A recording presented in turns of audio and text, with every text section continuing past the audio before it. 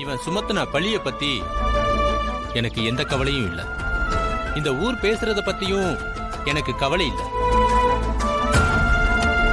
தனா பூக்குழி இறங்க மாட்டேன்னு சொன்னா இந்த பஞ்சாயத்து அதையும் ஏத்துக்கும்.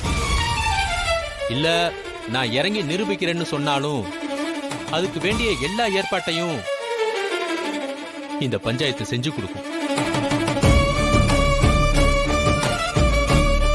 தனா, இதுக்கு நீ ஒத்துக்காத. நாம யாருன்னு நெருப்புல இறங்கிதான் நிரூபிக்கணும்னு எந்த அவசியமும் இல்ல. எவனோ சுமத்தின பழிக்காக நீ பூக்குழி இறங்க வேண்டிய அவசியம் இல்ல. வேண்டாம், ஒத்துக்காத.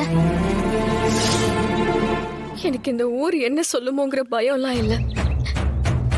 என்ன நிரூபிக்க வேண்டிய அவசியமும் இல்லைன்னு தான் நினைக்கிறேன். ஆனா இதே ஊர் என்ன வச்சு அப்பாவையும் நம்ம குடும்பத்தையும் தப்பா பேசிட கூடாதுன்னு தான் நான் நினைக்கிறேன். அதுக்காக நான் நெருப்புல இறங்கதான் போறேன். இல்ல தானே, நான் சொல்றத கொஞ்சம் கேளு. என்ன தடுக்காத மாயா. சித்தப்பா, நீங்க ஏற்பாடு பண்ணுங்க. பூக்குழியில இறங்கி நான் கலங்கம் இல்லாதவன்னு நிரூபிச்சு நல்லபடியா நெருப்புல இருந்து வெளியே வருவேன்.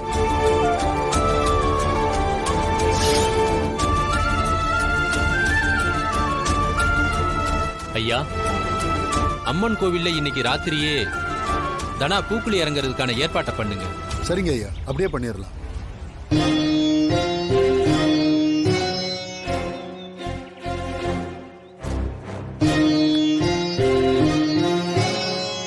தனா, சித்தப்பாவே உனக்கு இப்படி ஒரு சோதனையை கொடுத்துட்டா. விடுங்க சித்தப்பா. என் மேல எந்த கலங்கமும் இல்லாதப்ப நான் எதுக்காக கவலைப்படணும்?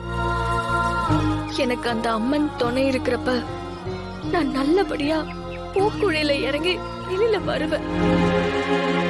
சித்தப்பா, பஞ்சாயத்துக்கு வர்றதுக்கு முன்னாடியே அந்த பையனை 4 சாத்து இருந்தா பஞ்சாயத்துல உண்மையை சொல்லிருப்பான். ஆனா அதுக்குள்ள பஞ்சாயத்தை கூட்டிட்டீங்க.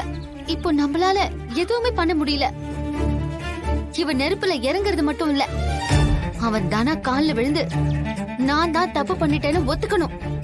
அவனை விடவும் கூடாது.